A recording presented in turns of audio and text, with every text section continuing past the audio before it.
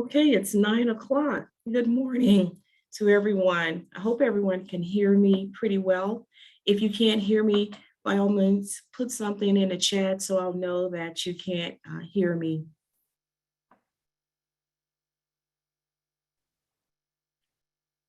Awesome.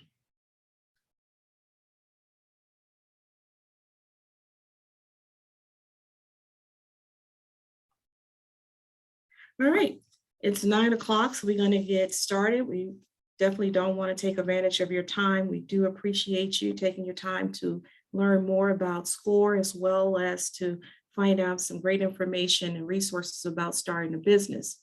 So today is simple steps for starting your business. A little bit about SCORE. SCORE, you might ask, well, what is SCORE?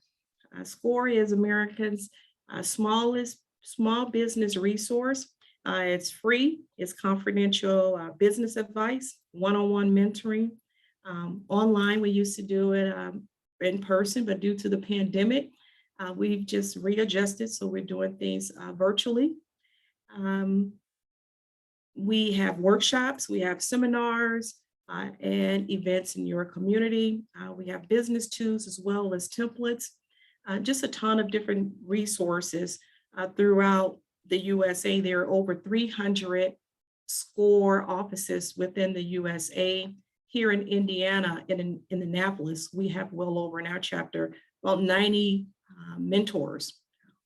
Entrepreneurs, executives have been in the business well over 20 years in an array of various businesses, from insurance, accounting, restaurant business, non-for-profit, you name it. We have someone in our chapter who can help you start your business.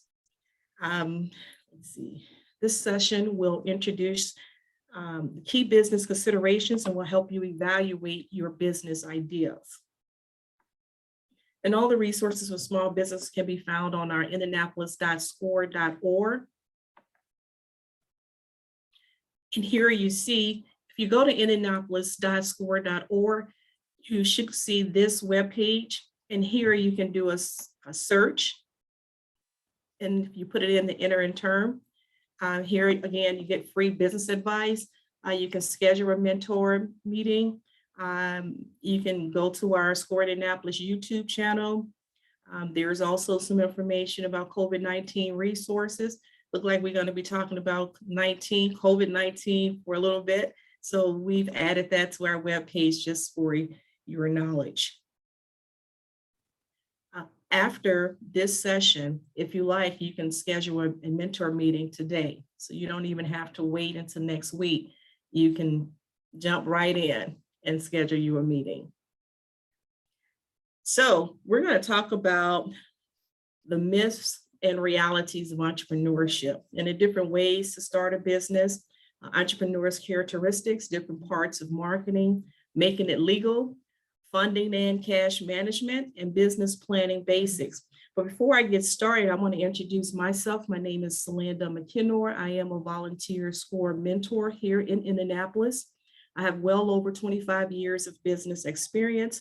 I teach business, and I'm just happy to help entrepreneurs. I have a co-host, Gina Nichols. She's going to talk to you more about the marketing strategy.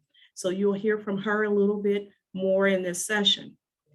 Again, if you have questions, we'll try to answer the questions throughout the session at the end of some of the subtopics, but definitely put your questions in the chat box. We're managing them as we go, and we'll go from there.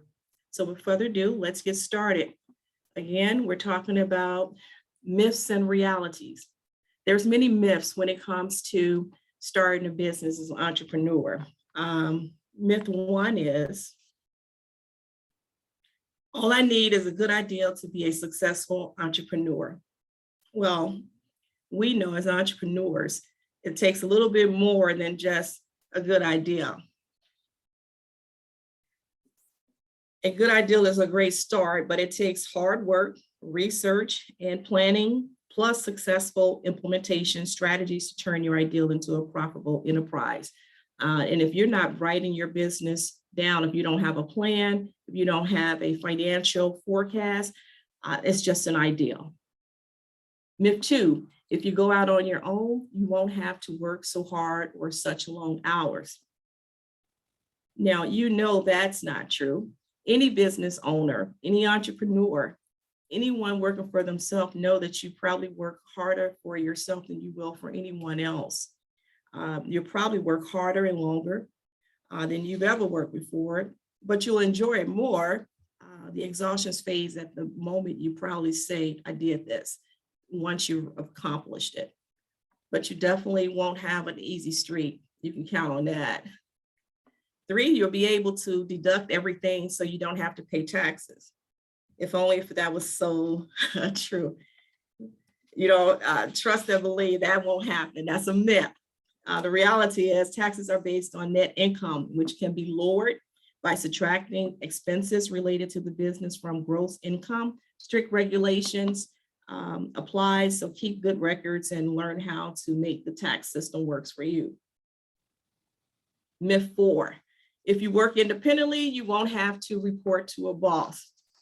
Your customers are your boss, and you adjust to what your customers need. As I stated earlier, we're a not-for-profit organization here at SCORE, but due to the pandemic, we normally meet with people live. This presentation is normally done on a normal day. It's done in a live audience, but we've had to adjust because we still want to provide the resources to entrepreneurs. So we're doing a webinar. So as a owner, as an entrepreneur, you're constantly adjusting to fit the needs of your clients. There's an old saying, customers pay our bills. This is never more true than when you work for yourself. While you may not have one boss handling down orders, you will have to answer to your customers. Keep in mind that you will also be accountable to the government, local and state, federal plus investors, suppliers, vendors, creditors. The reality is that you will have many bosses. Myth 5, business owners get to do the work they want to do and only what they find interesting. Well, you might have to clean the bathrooms. That's the reality of it. Think again. You will have to wear many hats and juggle many skills, some of which may bore you or be downright challenging. If you're not used to getting your hands dirty, a business owner might not be for you. Most entrepreneurs, especially those in the early years, will tell you that there is more work than glamour in their daily lives. Because you would have to wear so many hats, you would ultimately carry the bulk of the work, as well as the responsibility. Depending on your budget and how much help you can afford, you may have a wide variety of responsibilities: taking out the trash, negotiating with vendors, managing employees' issues, dealing with insurance, shipping orders, handling emergencies, and the list just goes on and on. And last but not least, if you choose to be self-employed, you'll be limited in what you can achieve since you'll be working alone. The reality is the limitations are created mostly by the space between your ears. Be realistic, but don't trap yourself with self-imposed limitations. You can make a difference. Starting your own business actually unlocks all kinds of possibilities for your future. You take control of your own destiny because you decide how hard you want to work, which path you choose, and how successful you want to be. And success is hard work. It's even harder not being successful. The reality of business success. After 2 years, 31% of businesses fail. The biggest reality in business ownership, 2 years, 49% of business fails within the first 5 years. And you can look that up on US Department of Commerce. That's the reality of it. The first couple of years of starting a business is rough. You might not see an income. The funds, everything is going to go into the business. You won't be able to take a vacation. You know, you're going to have some serious hard conversations with family members, support groups, but the first couple of years are the most critical years. So keep that in mind. So starting a business. 3 ways to get started. Start a brand new business, buy an existing business, buy franchise. 3 places to conduct business: home-based business, online businesses, and brick and mortar business. There's many businesses started at home and even more online this day. Before, there were brick and mortar businesses, but now more people are doing it through online, social media. It's kind of like the in crowd thing. If you just go back for a second, the advantages of starting a brand new business. It's not hampered by previous images or technology. Can choose location and name, logo, and relationships.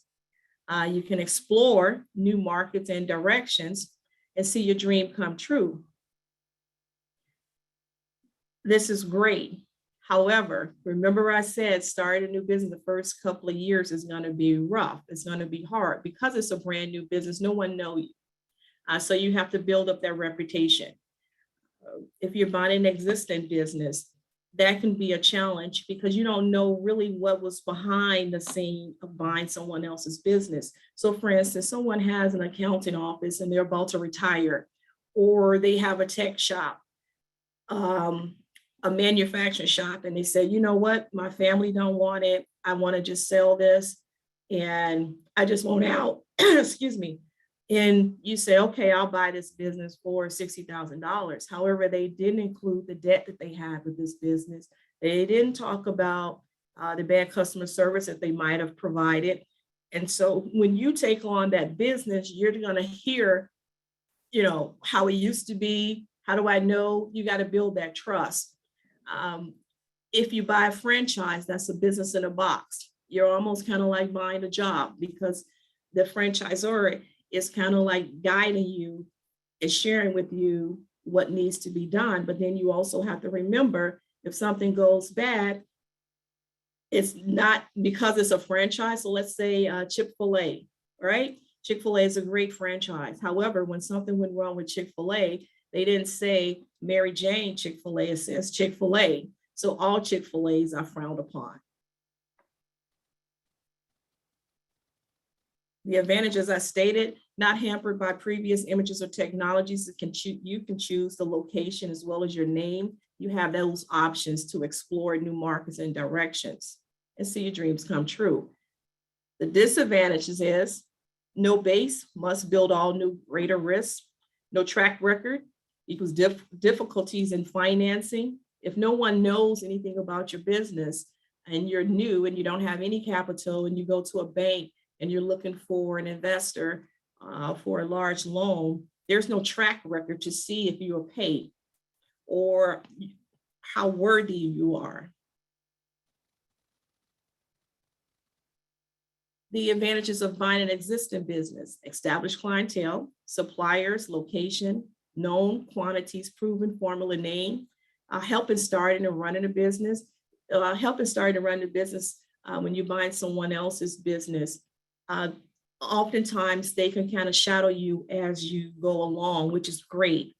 They can tell you the ins and out of it, and you might not have that advantage when you're starting your own business just right out the gate. So it's an advantage to buying an existing business, but you definitely will want to do your homework. You want to see all of the paperwork. You want to know the ins and out of everything. And review the records. They don't want to share with you their records or the paperwork, and that might be something you want to reconsider. And it's easier to obtain finances, again, because there's a proven track record of how much was made within the last 5 years or what's the potential of making. So it's an advantage. The disadvantage is potential hidden issues, debts, poor reputation, loyalty to owner, out-of-date inventory or transfer issues, no guarantee that success will continue. What that means when it says no guarantee that success will continue, oftentimes people are loyal to the actual people who own the business when it comes to a small business, not so much as the product. So they're loyal to the relationships, especially with insurance companies. They know that, well, Bill always took care of me. Bill knows my grandmother's birthday or our anniversary. You're a newcomer, you don't know that, so it's going to take time to build that relationship. So oftentimes they might say, I was thinking about going somewhere else. I don't know. So they have to kind of feel their way through, and this is the customer, the client. So there's no guarantee that you're going to be able to maintain that pipeline of business that was already there. But not to say you can't do it, but just to let you know, it's no guarantee. The advantages of buying a franchise: proven image and product service, marketing, sales power, limited experience, training and professional guidance, continued consulting relationships, access to other franchisees for help. Definitely, they're going to make sure that you're successful, because if you're not successful, they don't get paid. And they want to make sure that you're successful so that they can reap some benefits from you being in business. The disadvantages of this as well is loss of control, not always your own boss. So you can't do what you want to do. If they have green and brown as their color scheme, you can't come in and say, well, you know what, pink and purple is my color, and that's what the color I want to use. No, we use brown and green, and that's the color that we use. We use these particular paper towels. We order from this particular company, and this is who you need to order from. And you might say, well, I can get it cheaper someplace else. Well, it's a franchise. You have to follow the rules. You have to follow the protocols. And if you're not a person who like to follow rules, this might not be the right fit for you. So kind of keep that in mind. As an entrepreneur, oftentimes you're free spirit, just kind of a risk taker. So this might not be that avenue you want to go down. It's a binding contract. Franchisor problems are your problem. So again, as I may mention of Chick-fil-A, Subway, there's a couple of franchises we know who's had some trouble within the past. However, they've been able to redeem themselves, not all, but some. But those problems, again, become your problems. So keep that in mind.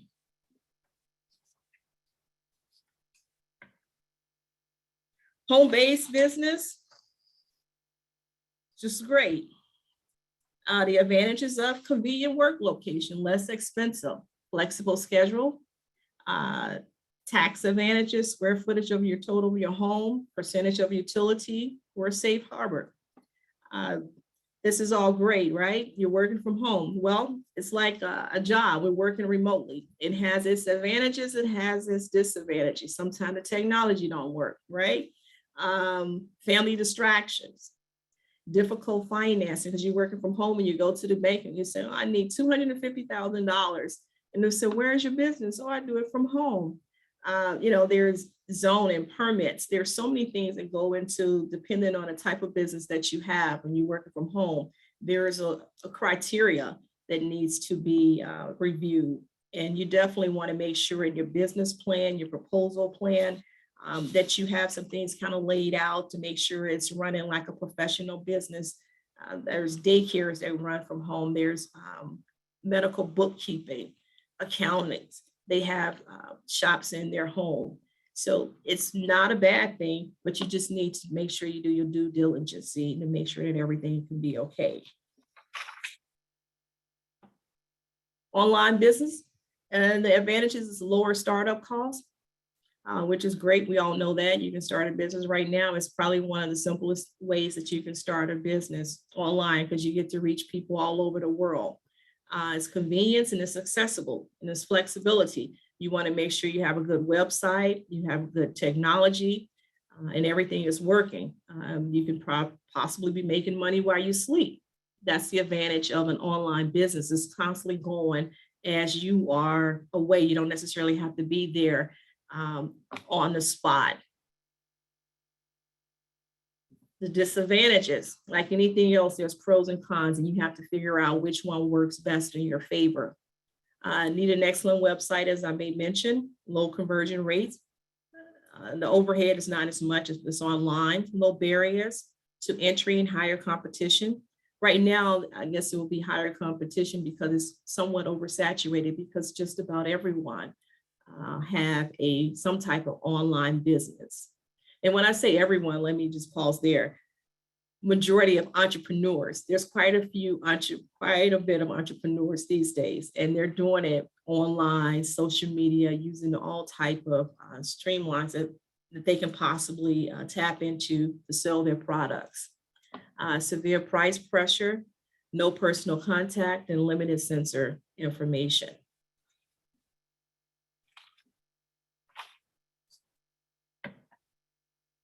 Brick and mortar. Advantages: you and the product and the customer meets face to face.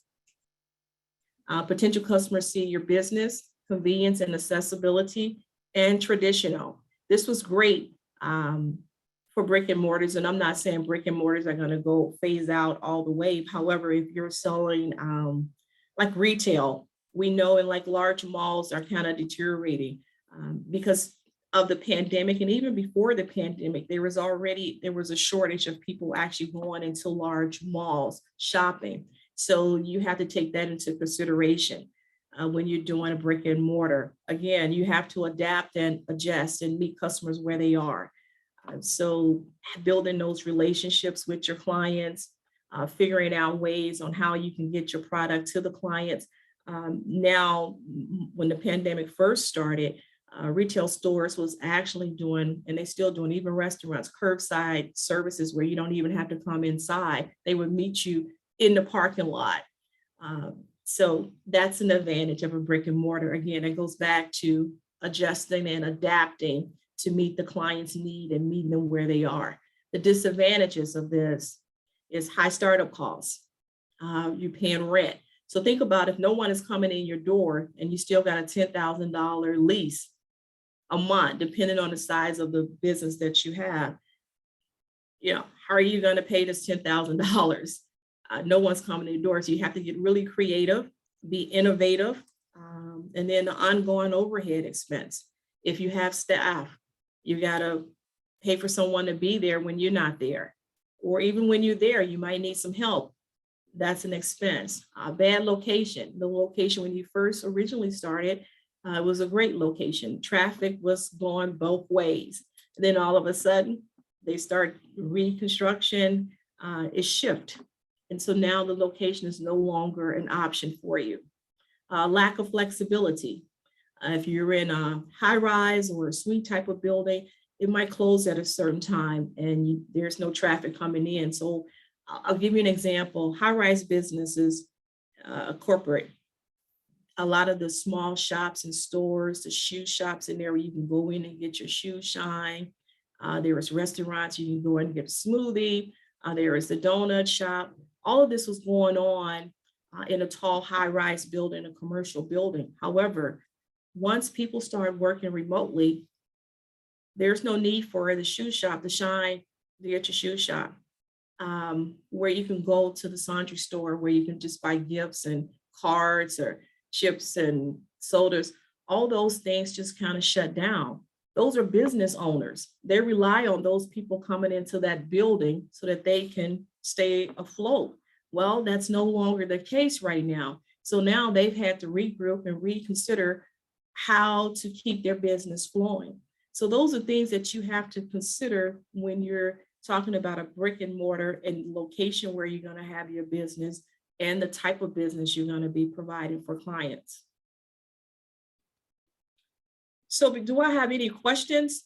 Are we okay? Before I go into the entrepreneur characteristics, let me check my chat box for a second and see who's asked questions.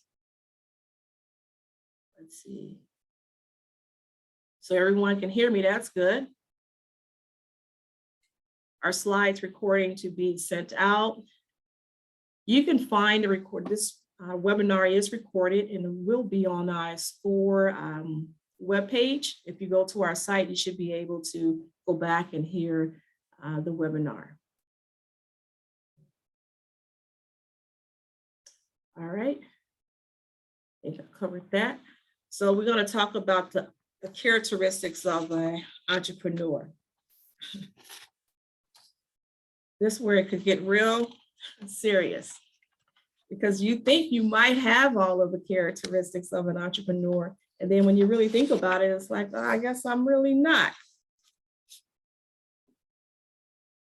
So some of the characteristics are self-starter, resourceful, responsible, organized, hard worker, persistent, decisive, healthy, supportive family.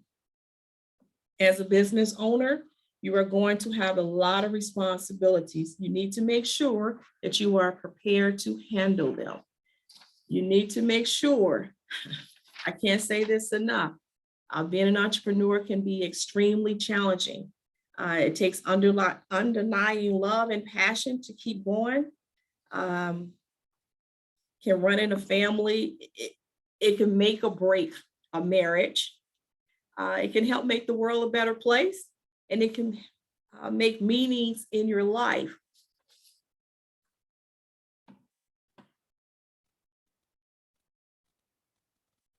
Successful entrepreneurs have all of this: adequate capital, ability to manage and multitask,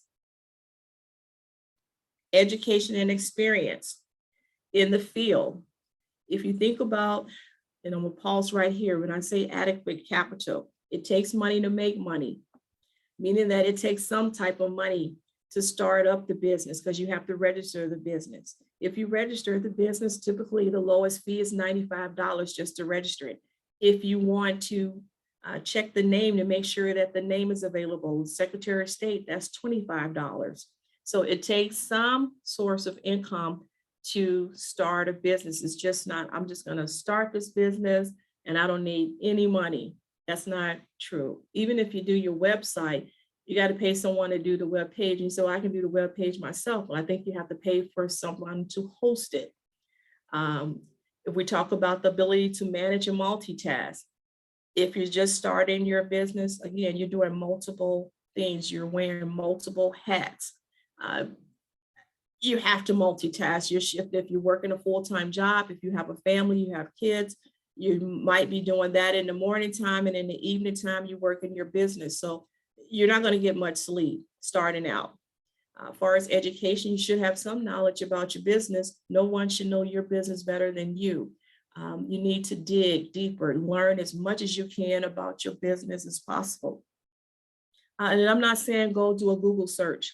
Oftentimes people go to YouTube University, as my son likes to say. I'll go to Google and Google it. No, because normally if the first line that comes up, and you'll notice if you haven't already, I'm not sure how many people have already started the business, but the first result that comes up might not even be the best result because you paid to go first, second, or third on Google. So you definitely want to go to the library, do your research, network with other people in the field to see what some of their experiences have been. Get with a SCORE mentor, a coach to kind of help you with this particular business. Having strong work ethics, having integrity. If you say you're going to open at 9, open at 9. You know, how you start the business and set the tone is how the business will flow. Be professional at all times. Effective time management. Again, if you say you're going to start at 9, start at 9. I'll give you a little bit of experience. I've been trained with theory. However, when I started the business itself, I wasn't as sharp as I should have been. And I had a friend, an older gentleman who had been in business for 40 years. And he said, well, why don't you come over and work with me and I'll show you a thing or two. Well, he's old school. I was young, couldn't tell me anything. I thought I had it all together. I had just got my degree. I was sharp. You couldn't tell me anything. He says, come over. And I said, okay, great. I'll go to his business. He says, be here at 7 o'clock because my store opened at 9 o'clock. I said, okay, no problem. I think I got there at 7:15. I got there and I called him. I said, where are you at?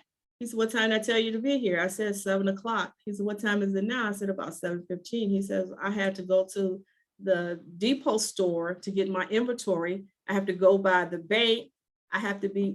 There's certain things you have to do before the store actually opens. And the store opens at 9 o'clock, not 9:05, not 9:10, but 9 o'clock. You have your regular routine clients who depend on you opening up your shop at the time you said you were going to open it up.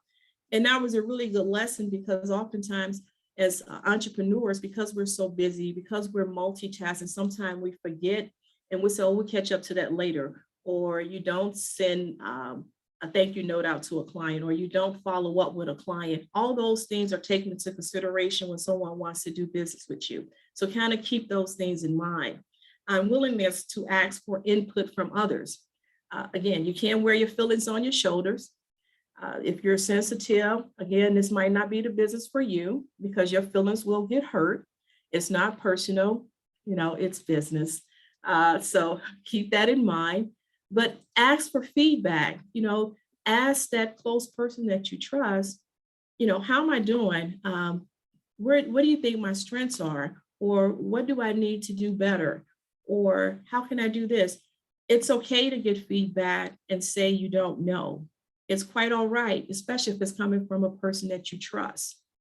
So keep that in mind as well.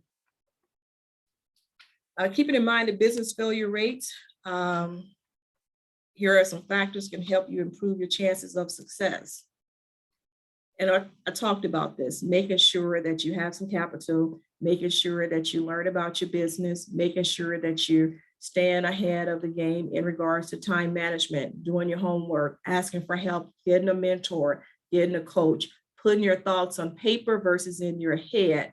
If you're not making any money off of your business and you're an entrepreneur and you have this business and you pour money into it, for the most part, you just have a hobby. If you don't have a business plan, you don't have a financial forecast, you don't know how much it's going to take to get into this business, again, it's a hobby, it's just an idea.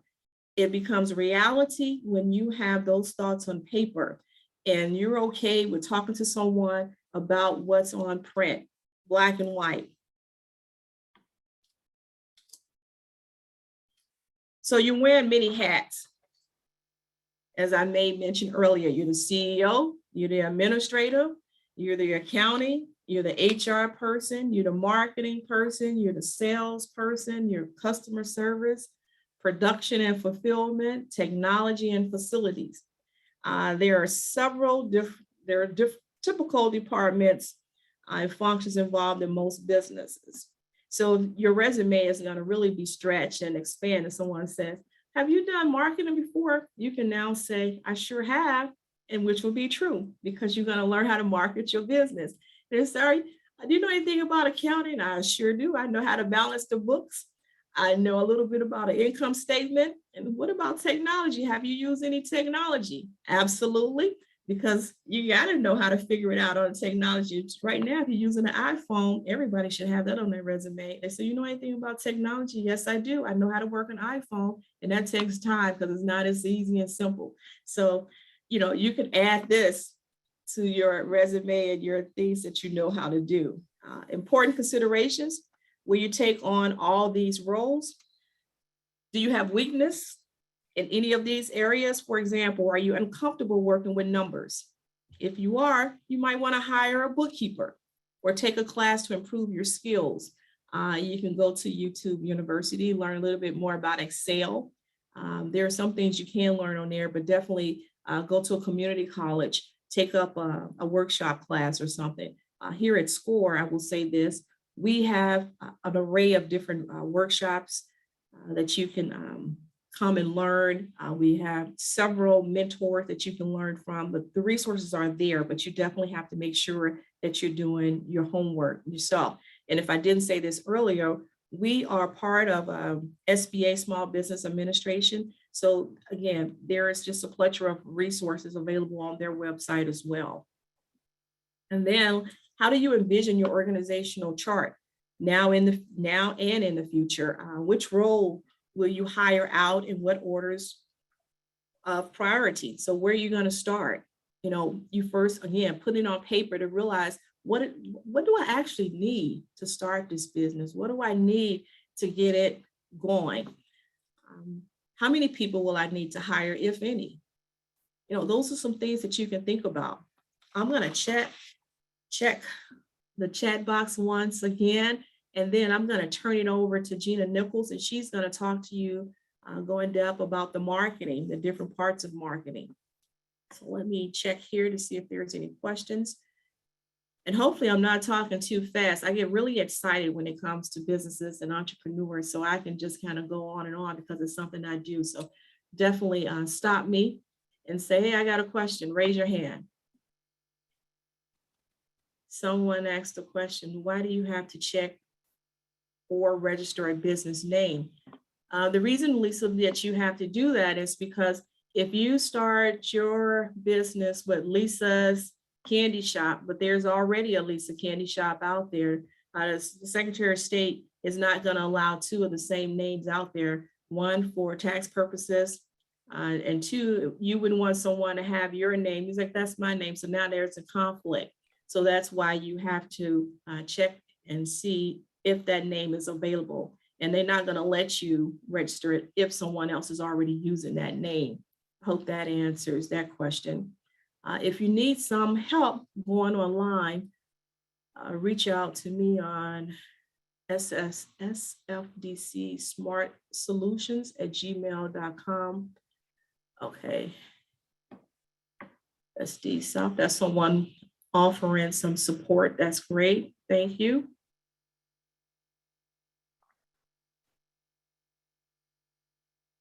Let's see, I got another. Okay, great. I'm glad I was able to answer that question for you. These are great questions. Okay, I'm going to turn it over to Gina. And Gina is going to take us into the marketing piece. Take it away, Gina. Awesome. Thanks, Yolanda. Good morning, everyone. We're going to spend a little time talking about key elements of marketing. This will be very high-level overview, so I encourage you to schedule a meeting with a mentor after this session.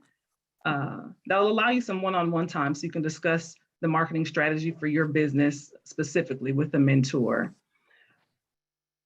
So when you think about marketing, just in general, what is it? Marketing in general is everything you do to get and keep a targeted customer.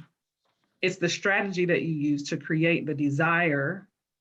Again, we want to create the desire to purchase your product or services. So marketing is essential in bringing in customers. It includes things like branding, which we'll talk about in a moment. It can include a variety of functions. So there's internet campaigns, email marketing, direct mail, word of mouth, which we know is huge, business networking, paid advertising, there are trade show booths and so much more. So what's important when you're considering marketing is that you identify multiple strategies that you can use to bring customers into your business. I know you all have some great products and services and business ideas, but your product and service will not sell itself. So having a good marketing strategy is going to be critical in reaching prospective customers. Next slide, please.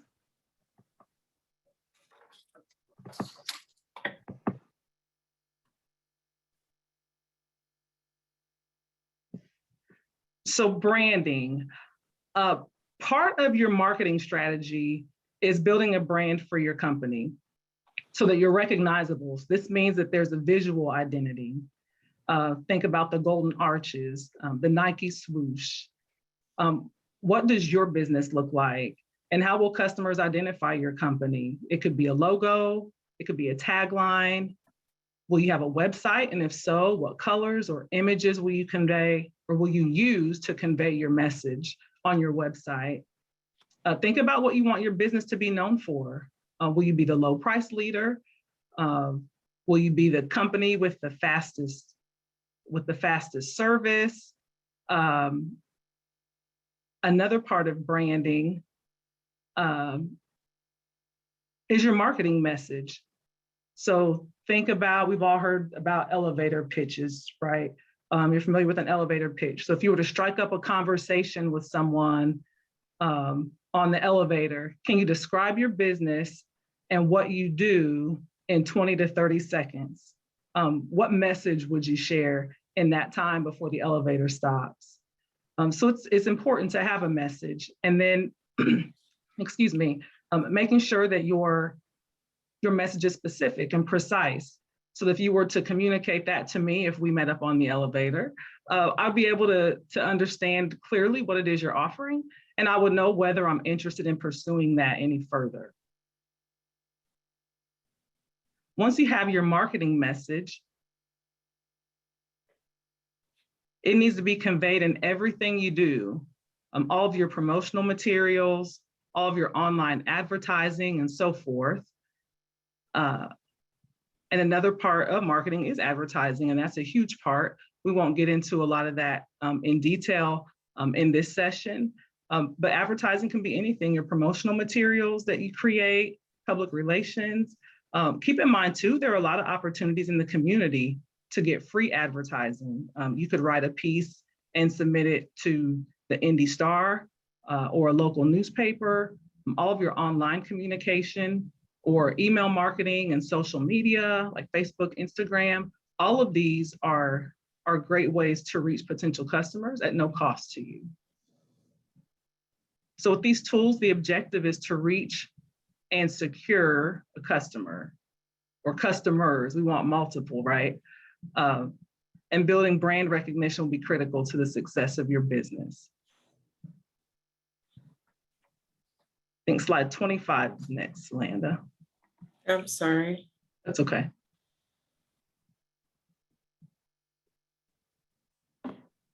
So we think about products and services, and actually, let's jump back to 23, and we'll go through the marketing mix. Okay. Some of you may have heard of the 5 Ps of marketing. There's product or service, place, price, promotion, and people. So those are the 5 Ps of marketing. We'll talk about a few of those in more detail here shortly. But it's important to focus on the 5 Ps so you can ensure that you're effectively reaching your market and providing the products and services they need. And that's really what it's about, just understanding the customer's need and then building a strategy around how you will satisfy that need. The better you understand and target your market, the less time we spend with, the less time and expense you'll spend on trying to reach them. Especially for small or single person businesses, you don't really want to waste the time or the money on a shotgun approach to marketing. So utilizing those 5 Ps provides some structure and can give you clues when things aren't working well for your business. For example, if sales are sluggish, you can consider that maybe your price is too high, maybe your ordering system is unclear, maybe you have the right product, but it's in the wrong place. So if I'm trying to sell peanuts at the beach, I may not sell many or as many as I would if I sold peanuts at the baseball game. So just making sure that you have the right product at the right price in the right place to maximize your sales and grow your business. The 5 Ps are not static. They'll need to be reviewed periodically. So keep that in mind. They will change and evolve with market needs. For example, technology advancements. They may require you to change how you promote your business, as we've seen with the growth of social media as a new promotion method now.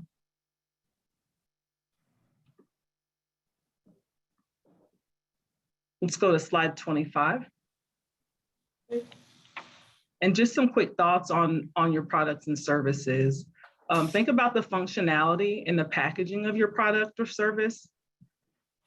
Consider the quality of what you're offering. Who needs it and why do they need it? And how is it different or better than what the competition is offering? Next slide, please. And pricing. So pricing is important. It's the strongest signal to the customer as the product's perceived value. So typically when you see something that's a higher price, you expect it to be better quality or add more value than something that's cheaper. So keep that in mind. What is the cost that you want, and what do you think the customer's reaction will be to the price that you set for your products and services? You'll want to look at the competition, and we'll talk about competition a lot because that's important that we know who we're up against. But look at the pricing of your competition, and are you in the ballpark if you're offering something similar? If your price is much higher, then are you adding more value to what you're offering to justify that? And you don't want your prices too low. So you want to make sure that your pricing and the quality of what you're offering are aligned. You'll also want to consider credit terms and discounts if you offer those. So when you use credit cards, there's a fee that's charged to you as the selling company, and that fee can be anywhere from 1% to 5% sometimes. So keep in mind if your customers or clients are paying with credit cards and you're being charged a fee for that, you may need to raise your price to cover that. So something to keep in mind there. And then from a discount perspective, will you offer discounts? Will you do buy 6 donuts and get 1 free,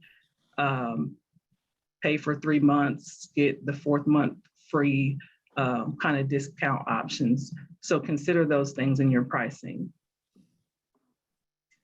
You'll also want to consider the cost of materials and services to produce your product. So if you're selling t-shirts and you want to sell your t-shirt for $10 a shirt, it's a great deal, great quality. But if it costs you $9 or $10 to make it, produce it, get it shipped to you, all those things, is that really worth it from a profitability standpoint? Think about what your profit plan might be and make sure your pricing is aligned so you can achieve that. Also with pricing, there may be times where you need to adjust your prices for various reasons. You may want to consider before increasing prices, you may want to look at cutting costs, reducing costs first. If there are areas where you might be able to run a little more efficiently, or maybe buy in bulk to save money there. So look at some ways to reduce costs before increasing your pricing. And again, a higher price can give the perception of a high quality product or service. With that comes a higher expectation and vice versa. So a low price might lead to loss of perceived value. So again, you don't want to price your product or your service too low. I know sometimes as entrepreneurs starting out, you may not want to charge too much. You're afraid people may not buy it because it's too much. But that's when knowing who your target customer is important, and then looking at your competition to see how their pricing is aligned. Next slide, please.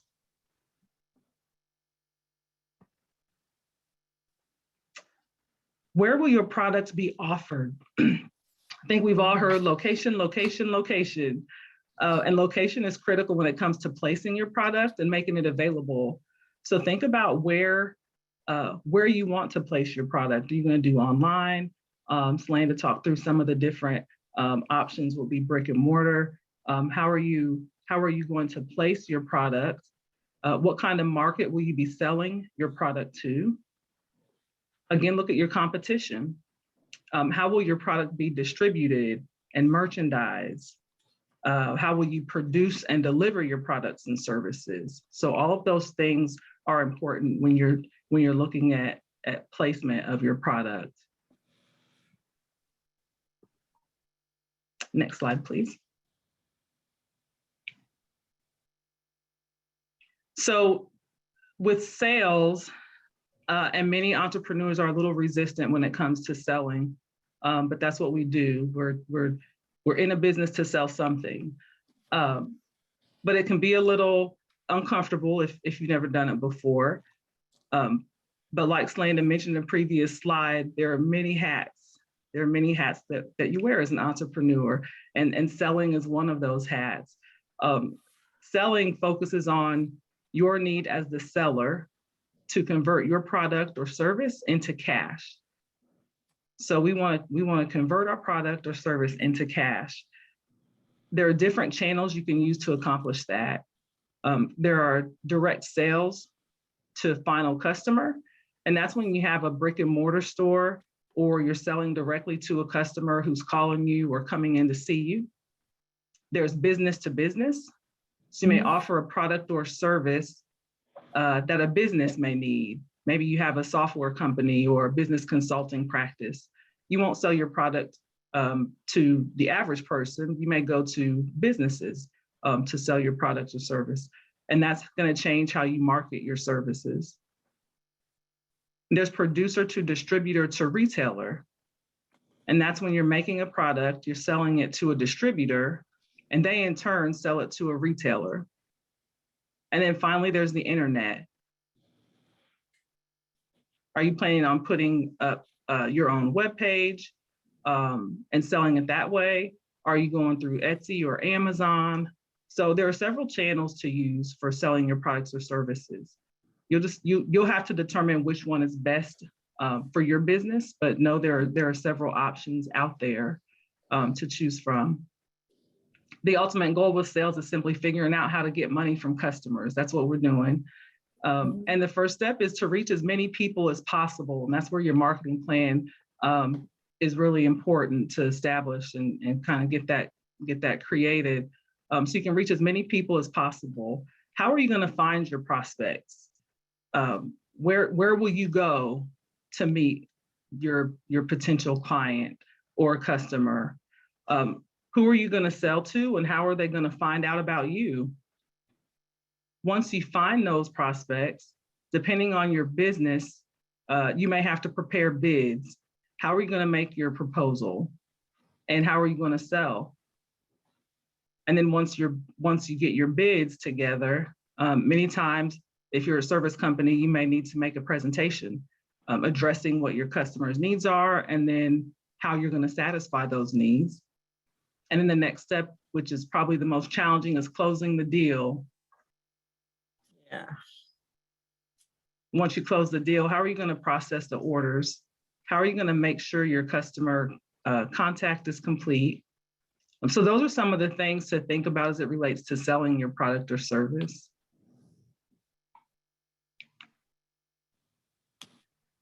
And knowing your competition, again, is very critical. Every business has competitors. Even if you've come up with the greatest, most unique idea, there's probably some business out there that's offering something similar to what you've come up with. So it's really important to do your research and understand your competition. So I have a little assignment for you, a little homework. We won't be grading this or requiring that you turn it in. But study 3 competing businesses. So find 3 competitors and just do some research on them. Understand the products and services that they're offering. Do they have a broad line of products? Are they full service where you may only be able to handle a portion of what they're offering, which is fine, but then how do you stand out and make sure that you show value in what you do offer? What are the price points? Which we already kind of covered. It's very critical in building your own pricing strategy. And then look at their quality and how does that compare to what you offer? Can you beat their quality? And if not, maybe you can beat their price if you can't beat their quality.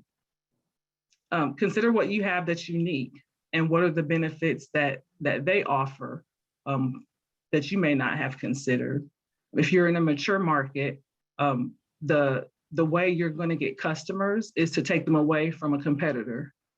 So it's important to understand your competition and what's drawing customers to them, and then maybe adopting some of those similar practices to attract them to your business. Another great thing that you could do is just to become a customer. So if you have the opportunity to visit a store, shop online for a competitor's product or service, you'll get that firsthand experience of what it's like. You'll be able to see what the service experience is like, the product offerings, any other valuable takeaways. So definitely consider that as an option to become a customer. Inspect their website. what is it, what's attractive to you about their website? What draws you in and makes you want to explore more of what they're offering as far as their products and services? Look at their size, their profitability, talk to suppliers or contractors. What marketing strategy did they use? How did they find their customers? So really gather as much information as you can to understand their business, and then get what you need, take what you can from that to create and revise your marketing strategy. I know that's a lot of things to consider, and a very high level overview again, because there's so much more that can be covered under marketing and advertising. So again, I just want to encourage you to schedule a meeting with a SCORE mentor to address any specific questions you have or to get some assistance with building your marketing plan. And I'll turn it back over to you, Solanda, for some insight on making your business legal. Thank you, Gina. Again, that was Gina Nichols. Gina, you've given some great tips. And again, this is simple steps for starting your business. And these are the simple steps of marketing. And she gave just a plethora of different resources, techniques. Marketing, as one of the participants have put in a chat, data analysis. You have to do your data analysis to find out what's out there. You have to do the research. You have to continue to keep pouring into it, dig in deeper. So thanks again, Gina, for sharing that information with us. I definitely appreciate it.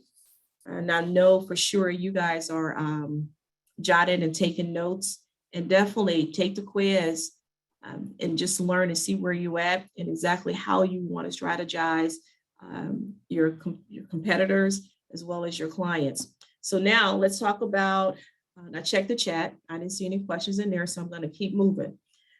Making it legal.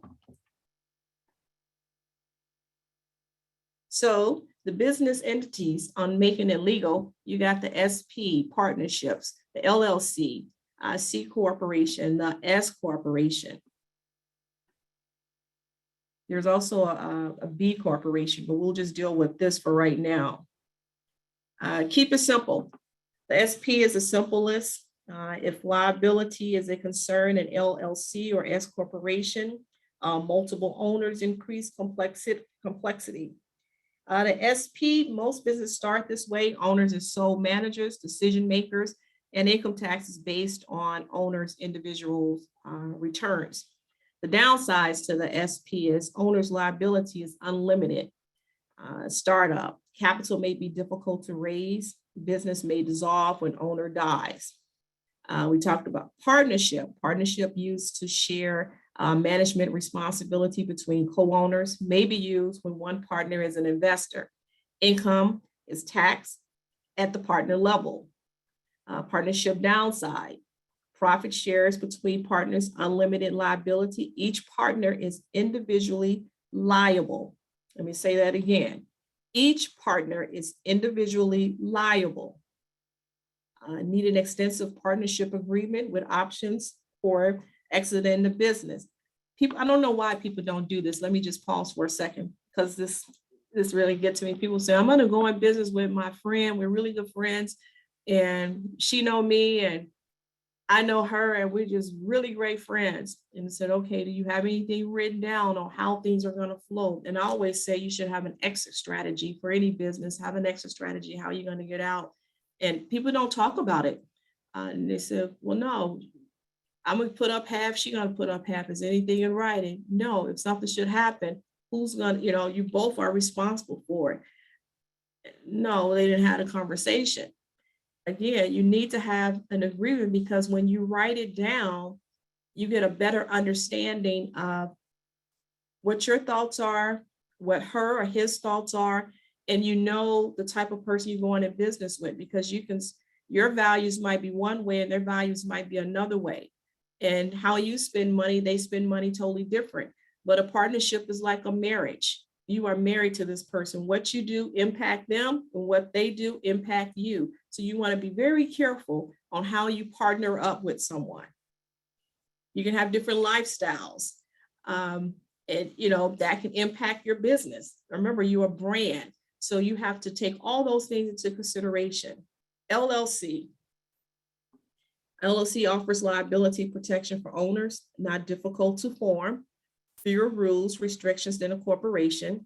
The downsides to the LLC is if partners involved need a partner's agreement subject to state franchise fees and income tax, some restrictions on ownership and transfer. And then we talk about the C Corp. Easier to raise capital or transfer ownership through sales or shares. Limited liability for shareholders and owners, continue to exist until intentional dissolve.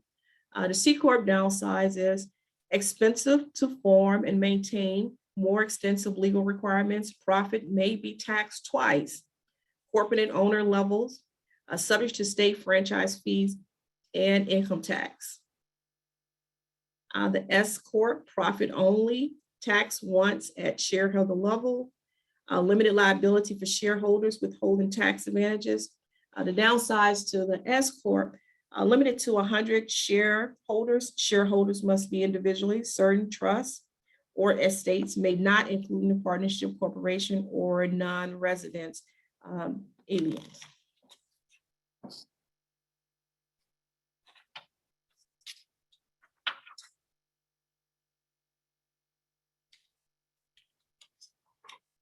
Insurance consideration, property, liability, motor vehicles, umbrella liability, worker compensation, health, as well as life. Property, it covers fire and other losses to the building, building contents, inventory, home office, business. Liability covers bodily injuries and property damage to other causes by accidents on your property, etc. For example, if a customer slips and falls at your place of business, that's on you. You're responsible for that. Motor vehicle, cover bodily injury, property damage resulting from the business. Use of your motor vehicle. For example, if you have an employee who drives a company car, make deliveries, you need an extra coverage. Umbrella liability provides an additional layer of liability insurance above the limits provided in your basic automobile and general liability policies. Workers' compensation covers injuries, death, and loss of wages to workers on the job, including the owner. If this coverage is not provided, injuries, employees may sue the owner for damages, including lost wages. Health. If you rely on your current job to receive health insurance, you will need to investigate private health insurance options, especially for your employees. Right now, it's a shortage for workers, and you're going to have to have some extra incentives. You just can't, offer the same thing. Minimum wage has gone up. Most people the rates are about $14. So you want to have that extra incentive to say, hey, we offer life insurance or we offer health insurance. Those are some of the things that you can kind of consider as extra incentive just to kind of gain employees. Business interruptions. The loss of income you might have if a disaster requires your facility or storefront to be rebuilt. Not sold as a standalone policy, can be added to the business property insurance policy for comprehensive package policies. Still a couple of questions in the chat. Let's see. Advance the slide to the partnership, please.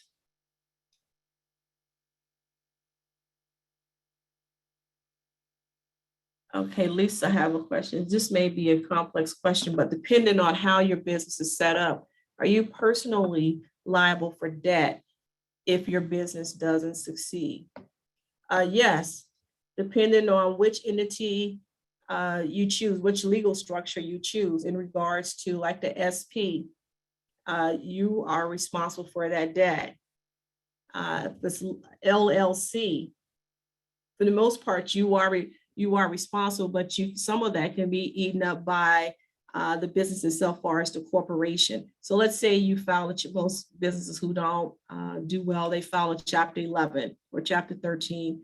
And what happens is that debt can be written off, and it's not on your personal asset, but it's on the corporation. But remember that SP, sole proprietorship, that's you. They're going to be looking at your personal assets. So you're going to be responsible for that, not a might, but you will be responsible for that. I hope that answered your question.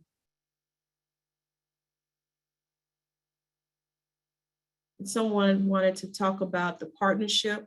I hope I answered, or we got to the question in regards to the partnership, unless there was another question in regards to partnership.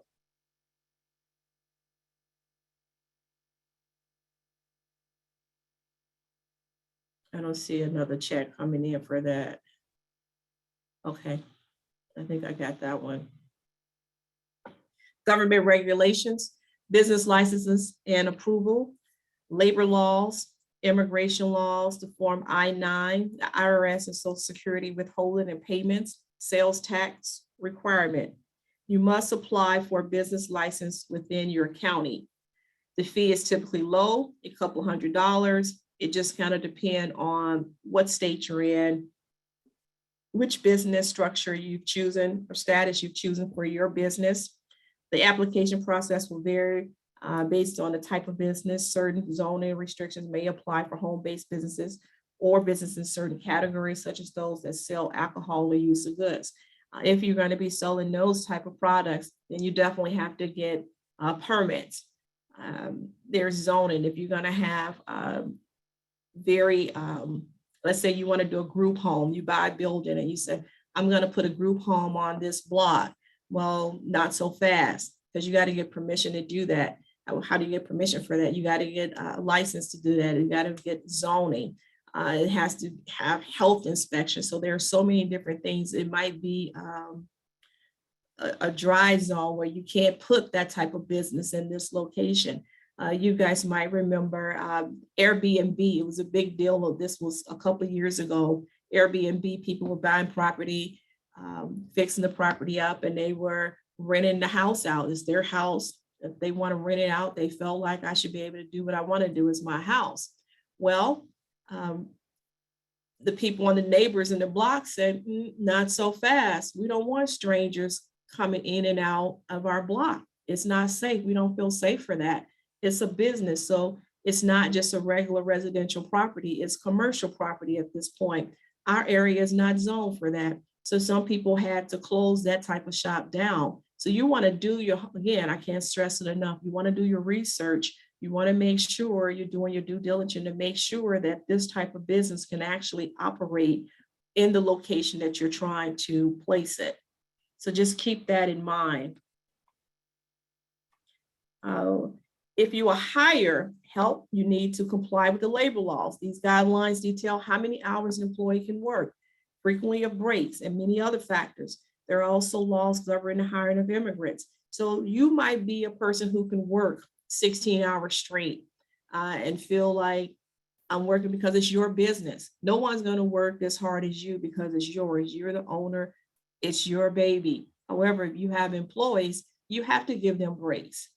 You have to follow the regulations of state. Federal will also mandate that certain things the regulations are being followed and carried out. So there are guidelines that you have to follow.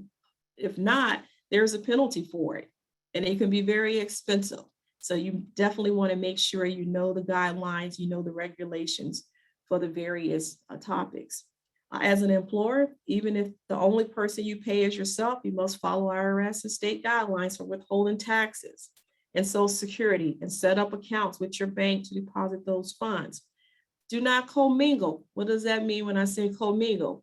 Meaning where you put all the money in one pot. You got one bank account and your business money go in that account, your payroll money go in that account. So you don't know what's what because everything is in one account. So you definitely want to make sure that you separate it, especially when you have employees. And I've seen many things over the years for businesses where people was not paying their and withholding their employee taxes or not paying the employee taxes. So when people got ready to leave or they got ready to file their taxes, there was nothing withheld. There was nothing recorded, so they couldn't file. That's a lawsuit, and that's big trouble. So you definitely want to make sure that you're doing that, withholding the taxes. That's when you're going to get involved with the Treasury. You're going to file your tax credits, your tax statements to show if you had to pay out. You can do it quarterly, you can do it yearly. Most people do it quarterly, where they pay the taxes, the funds that they've withheld from their employees, they pay it. So that should cover there. You can get more information in regards to this on the SCORE, www.score.org, or the Department of Labor, www.dol.gov. Again, these are just some of the basic, simple steps that we're giving you today.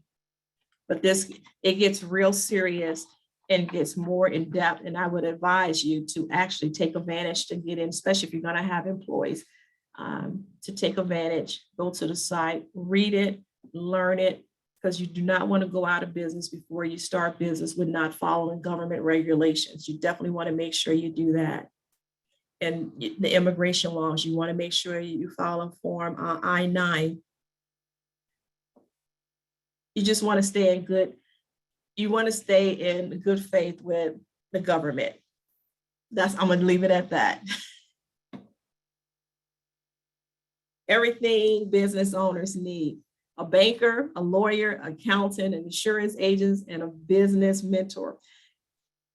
These 5 people, these 5 professions, you should make your friends.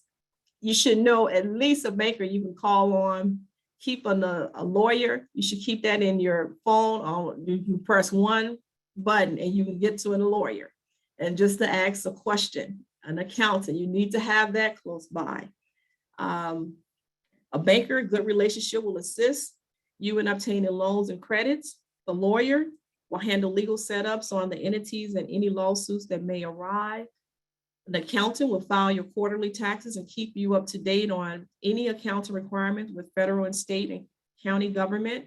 The insurance agent will shop around for the best coverage and pricing for your policy.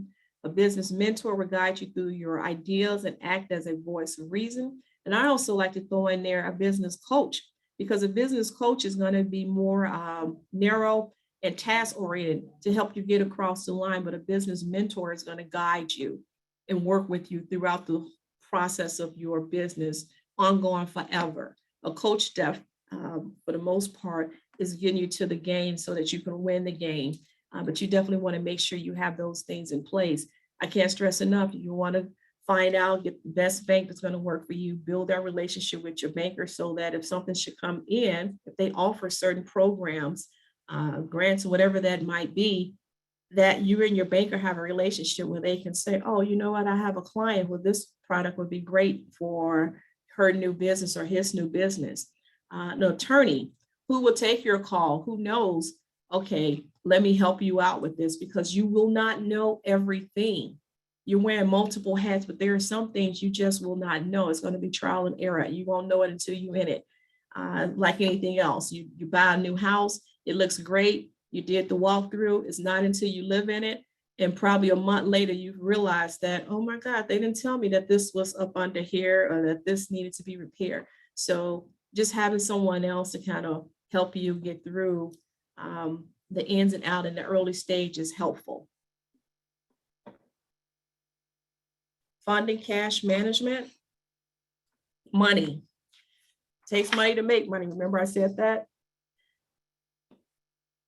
Totally monthly cost of living, areas where you can cut back, outstanding debt, amount in savings, total amount needed to cover 6 to 12 months of expenses. The question that you should ask yourself, are you financially ready to start a business?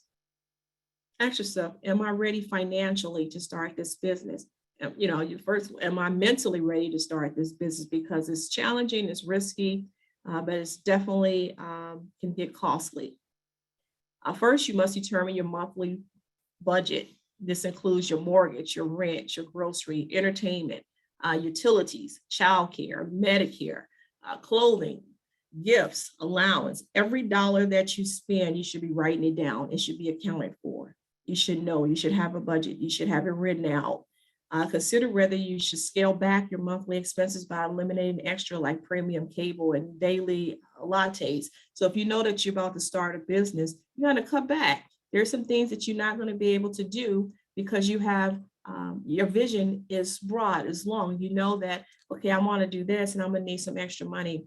I might have to cut back on my hours. So I need to have some money put aside so that if I don't make any money the first couple of months, I can still cover my expenses. Outstanding debt will impact your future credit and be an added burden when you're on your own. So if you're starting a business, you don't have a lot of capital and you have the debt, you already hurt yourself. But let's say I had a client who came in and she wanted to start a business. She had capital. She had already purchased the equipment for her business. And she started with just buying a couple of products at a time. So when it was time to open her door, she didn't have that large overhead. She could actually go in the business to practice the business so that what it was designed for, to help people, right? So when we start a business, again, we're trying to solve a problem. We're trying to be a solution. We're providing a service. We're trying to help. When we think about starting a business, something might have happened to us or we've seen something and we want to make it better. We always want to make things better than what we found it, or we want to make the experience better. How can you do that? You do that by making sure that you're financially solid. If you're not financially solid, it's going to be hard to help somebody else. You know, charity starts at home first. You got to help you first. You got to get your books in order. So if you're making a decision to quit your job and pursue your business, make sure you have at least 6 months in living expenses saved. Also consider whether you can start your business on the side while you maintain your current job and income. Remember, I talked about earlier, multitasking, right? You multitask, meaning you're working a full-time job. You might be going to school. You have children. You have a husband. Those are full-time jobs and you're running a business. So consider putting some money aside while you're trying to start this so that you can start your business so it can be successful. Sometimes a slow start is a safer way to go. You don't have to rush into it. It's not a hustle. A hustle is a temporary fix, meaning that, you know, it's good for this month and then you on to the next one. But when you start thinking about your business, it's a legacy. You know, this is something you can pass down to your children. It's something you're going to be proud about. You're making an impact. You're making a difference in society. So we want to make sure that you're doing that in the best way possible. How is that? By learning it, taking it step by step and not just jumping in head first or feet first. Hopefully that helps. Startup cash needs, essential consideration, professional fees, website, tools, equipment, leasehold improvement, license and permits, initial inventory, working capital, or reserve funds. So understanding your starting cash needs is essential to the planning process. Until you know how much you need, you can't properly plan to launch your business. That's why it's good to have a financial forecast. And I'll say this, you know, oftentimes people say, oh, I need $150,000 to start this business. So if you're trying to get a grant or you're going to an investor and you say, I'm using large dollars, 100,000. And they said, okay, fine. Well, can you tell me, how do you plan on using $100,000? Well, I just know I need $100,000. How do you plan on using $100,000? That's why it's good to have that forecast so that you know exactly where every dollar is going and dollars won't get away from you. But when you don't know where the funding is going and you have everything in one pot, it's hard to manage and hard to keep up because the days are still going by and the business is moving and it's not going to stop. So having that forecast in place helps. So make sure you're writing everything down. Make sure you have a plan. You have to have a plan. The type of business will largely determine the funding required. Businesses generally range from high capitalization to low capitalization in the following order: manufacturing, restaurants, retail, service, consulting. So you just want to think about those things when you start thinking about your startup cash. You know, how much rent you're going to need up front. If you're going to need employees, how much do you need how many hours do you need to have them there? Just some things to have in place. Not saying that you haven't thought about this, but if you haven't, consider it. before you actually go out and register a business. Operating cash needs, salary, I made mention of this. Rent, insurance, taxes, fees, marketing, loan interest, utilities, and maintenance. These are your fixed expenses, and they affect how much money you need to have on hand to run your business. These are things that's gonna be there. It's like the staple items. You know, you got to pay the salary, and even paying your salary should be considered. Oftentimes, entrepreneurs and owners don't have a salary for themselves. You need to know, how much am I looking to make? How much am I looking to earn? What's my salary for doing this? Again, if you're not making any money off of your business, eventually you just bought yourself a job. You just bought a job and you're working even harder. So have something in mind. And again, if you have a blueprint of your plan and a financial forecast, it kind of like navigate where you're going and how you're going to get to be to that success place that you're trying to reach. Insurance, property liability, motor vehicle, workers' compensations, all those things are required by law. You have to have those things. So it's ongoing. The source of capital, cash or goods used to generate income, either by investing in a business or by different income property. Or capital is also the net worth of a business. That is the amount by which its assets exceeded its liabilities, or the money, property, and other valuables which collectively represent the wealth of an individual or business. So we start talking about your personal savings, family and friends, partners, contributions, profit retained in the business. You know, are you going to get funding from friends and family? Have you had a conversation with them to share that you're starting a business? Right now, it might be hard to get funding from a bank. So you might need to start thinking about, where are you going to get this funding from? Who are you going to go to get funding? When we start talking about your debt, banks and the banks and credit unions, family and friends. Again, there's the micro loans, there's credit cards, not recommended. I wouldn't suggest the credit cards. Definitely not that. But there's the angel investors, there's the crowded investors. There's a few investors out there that's willing to give you funding. But again, they're going to want to know why and how. They want to have those, they want you to have those questions, be able to answer those questions on how you're going to pay them back and what type of percentage they're able to get off of your product or your business. So you have to keep that in mind.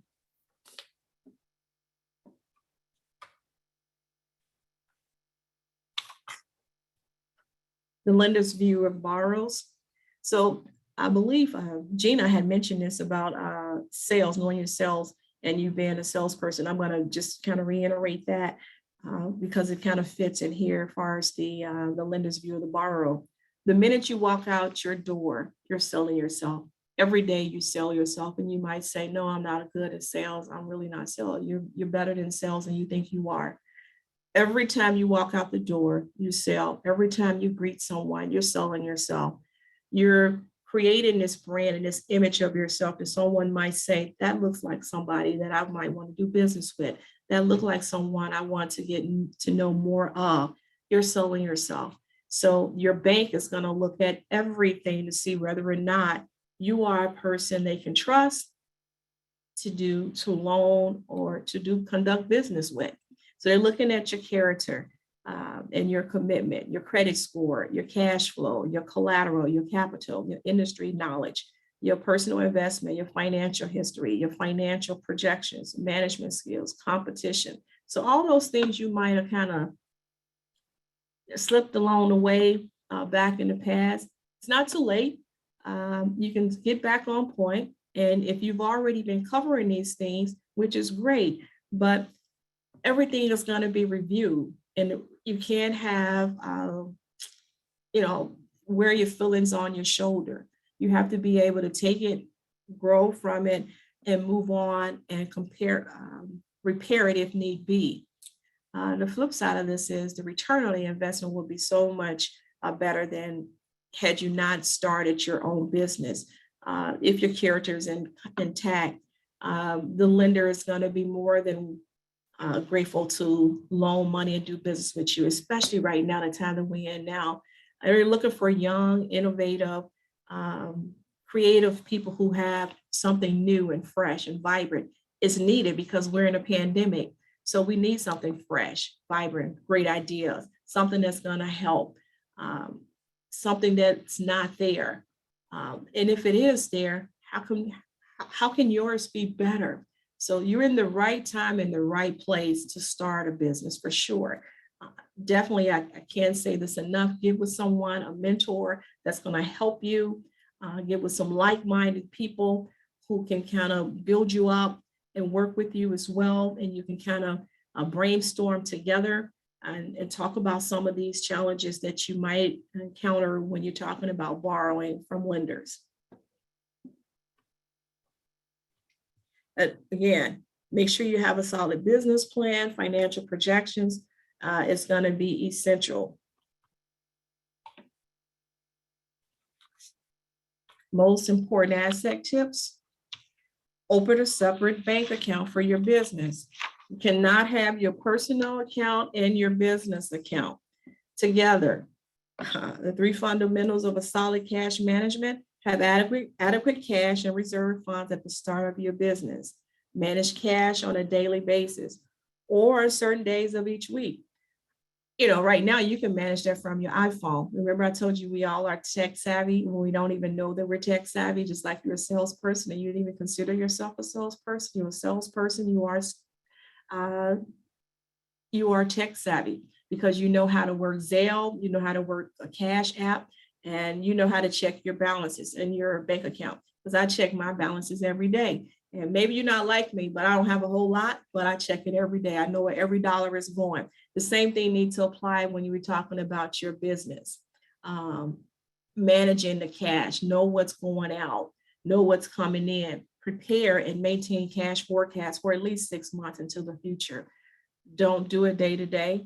Don't get paid on Friday and broke by Monday, and then think that you're going to go out and start the business and it's going to run. And sometimes you might run into that where, especially right now, business, the last couple of years, some business have been running from day to day because customers were just not coming in. Things that came to a halt.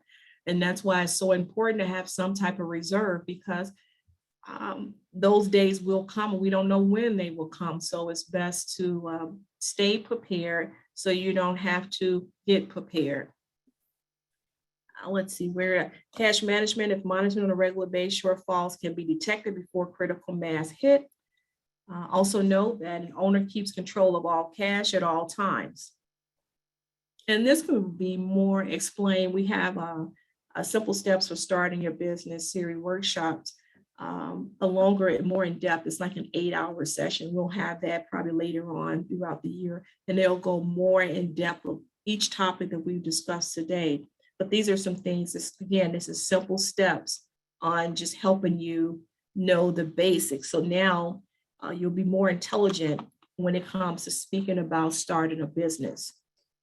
And I see there is a question, so I'm going to pause for a second to take a look at the question. How to find the right people to network with? Well, you can go on LinkedIn. That's one way to find like-minded people such as yourself. You can put in your type of industry in the LinkedIn search, and you'll see a list of people who might be in that industry. You can also go on social media and search for different people in different industries. So let's say it's bakery, you can see just a plethora of different bakeries. If it's clothes or photographers, you can find that, and then you can narrow it down to the location. You can get involved with the community, with your community. Sometimes there's a community newspaper or article that goes out. Go to your YMCA, find the different things there, what's going out. And just, practice social distancing and being safe, of course. But, again, it goes back to doing the research. and looking for people who are doing similar things like yourself. So partnering up, if it's a restaurant, a coffee shop, websites, there are people who are doing exactly what you're doing, and they had to start out the same way. And oftentimes people are pretty excited to talk about their business and to help another entrepreneur start their business. So you can't be afraid to speak up and reach out and, just ask the simple question. Hey, I really like what you're doing. I was wondering if you can give me a few minutes of your time. How did you get started? What did you do? What were some of your pitfalls? And just kind of go from there. And hopefully that should work out. I hope that helped, Deep. That was one of the questions. Sure, you're welcome.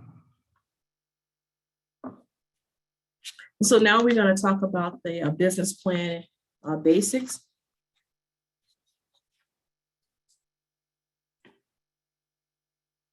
So here, a business plan is required if you intend to seek a loan. And even if you don't, it's an essential exercise. So business plans, depending on what the size of your business, you might not need a long, extravagant business plan. If it's just a small business, you might be okay with like an executive summary or a small business plan. But if it's a larger business, you're going to need a more extravagant business plan, especially for the bank. Crafting a business plan calls you to think through all the important details that you might not otherwise consider. It also becomes a roadmap for your business and a document that you will revisit and update. So you're going to constantly keep going back and tweaking this business plan because business change, which with growth comes change, right? So you're going to always be going back to update it. But definitely it gives you it kind of helps navigate. It's the foundation for your business. Crafting the business plan, again, as I said, it causes you to think. You're taking the ideas, you're not playing mental gymnastics with yourself. You're emptying what's in your head, putting it on paper. And when you see it on paper, oftentimes it's so much different from what you had in your head. And then when you see it, the vision part of it, it's like, oh, wow, that's totally not what I was thinking. So get it out your head, put it on paper, share it with someone else that you can confide in, that you're comfortable with, that's going to have your best interests at heart. So even if you dread the idea of creating a business plan, understand that this is an important step in helping you establish a foundation for your success as an entrepreneur. You're going to have to put it in writing. Again, if it's not in writing, it's just an idea. And then you can ask your question here. It says, do enough people really care about the problem for this to be a viable business? You think this is a great idea. This is great. Everybody's going to love this. Maybe not. So, going back, doing a data analysis, as Deep had mentioned in one of the chats, talking to someone to see how can I solve this problem? Do I have the tools that's needed to start this business? And these are some of the things that's going to come up when you're writing your business plan. So again, do not rush to do it. Take your time. Come up with the vision part of it. Get out of the building, engage with potential customers, be able to hear what's going on, join certain webinars like you are here. Just kind of get involved. And of course, you want to be safe with you doing it and doing the social distancing and all that things, but the world is still moving. When you travel, the airport is still filled. You go out, the stores are still open. People are still moving. If you're trying to get somewhere, traffic is still heavy. So you got to get out, you got to get involved, and you have to keep pushing. And most importantly, you have to believe in yourself, and you have to be willing to invest in yourself. If you're not willing to invest in yourself, no one else is going to invest in you. You have to get some confidence. You can't be passive. A successful entrepreneur is not passive. They're not shy because they know that it's sales, it's risky, it's going to be challenging. So you have to be able to endure the challenges that's going to come up, the risks that might come up. You have to be okay with the no's. You're going to get no's so many times. I've received so many no's in my life to where I critique no's. I look at it and say, did you mean not right now? Or did you mean later on? But you didn't, what did you mean by that no? I question a no. And you're going to get the same way to where people are going to want to do business with you because they love your resilience and your endurance. So again, put it down in paper, get a plan, start saving some money, talk with like-minded people, get you a mentor, and just research, get inquisitive, be like that kid, ask questions. Don't be afraid of negative feedback. Sometimes that's good. Don't be afraid to fail. We grow and we fall sometimes. We get up stronger than what we were before. And so you have to continue to keep working at it, keep doing it, and know that this too will happen for you. Lean startup. What are we talking about this? A lean startup is a topic of another workshop. It's a secret of a serial entrepreneurs. That's a workshop that we'll have later on throughout the year. But it talks about learning and builds and ideas and products and data and measures. Use lean startup principles, search YouTube for lean startups to learn more. This is what the model looks like. You might have already seen something like this, but if you haven't, check it out. When you are ready to write your business plan, go to score.org and search business plan templates. Again, SCORE has so many resources. Anything that you can imagine, we have the resources for it. We have a template for it, and it's free and it's confidential. That's the best part about it. As I may mention, we have well over 90 members here in Indianapolis that's experienced executives. They've done it. They've walked the walk. That they're talking, and so they're more than willing to work with you. And if we do get to the point to where it's something out of our wheelhouse, we don't have a problem with saying, you know what, let me pull someone else in. That's collaborations. We don't have a problem with doing that and working with you to make sure you get the right tools and resources needed so that your business can be successful. That's our mission.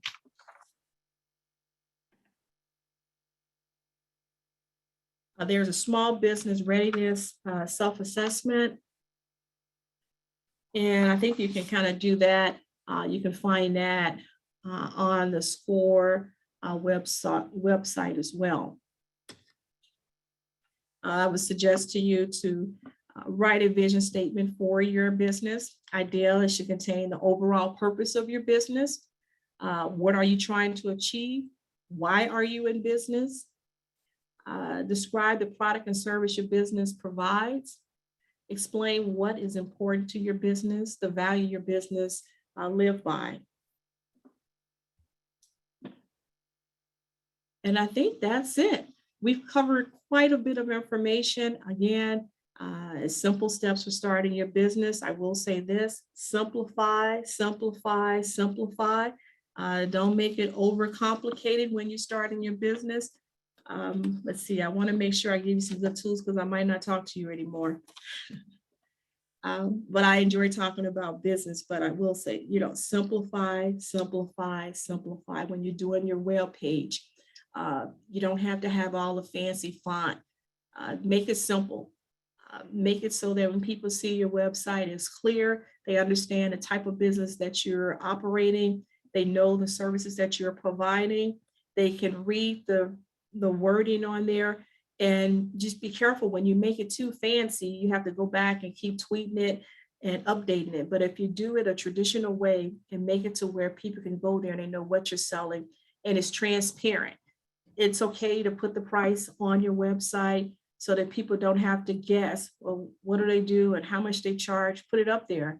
It's okay. Be confident and know that you are selling quality and a value to them, or you providing a service that's going to be a benefit. You do these things, again, this can help to make sure that your business is successful. I will again suggest that you go to our webpage, to score.org, sign up for a mentor, and help you get your business going and getting started. Thank you for giving me your time today. We're not even at 11 o'clock yet, so we got good time, and it's about 10:39 on my clock. So you got a few minutes to kind of have the rest of your day. I see one question in the chat, two, okay. Let's see here. if you are struggling, wait, bear with me for a second. If you are struggling with one section of your business plan, is there some place you recommended to get help? Yes. So I would say reach out to the SCORE, go to the website, set up a meeting, and bring the business plan that you have and run it by one of the mentors so that they can help you with that section that you're struggling with. So we've seen that before. So definitely you might want to just bring that up to with a mentor, and they can kind of walk you through it and help you get on the right path to get to the next. Don't let that stifle you to where you can't move forward because you're just stuck. That will happen. And that's why it's good to have a mentor. So definitely you can have someone work with you at SCORE on that. I hope that helped. All right. Let's see, I see a couple of questions in also our slides or recorded sent down. Okay. That's someone asking about the slides. Again, you can find these slides, this webinar was recorded. You can find it on the score.org webinars. And if you have any questions, don't hesitate to reach out to a SCORE office here in Indianapolis score.org. And that should do it. Again, I appreciate you. I wish you all the best in your future endeavors. And thank you, Gina, for co-hosting with me. And that should do it. Have a great evening, a great day, great evening. Goodbye.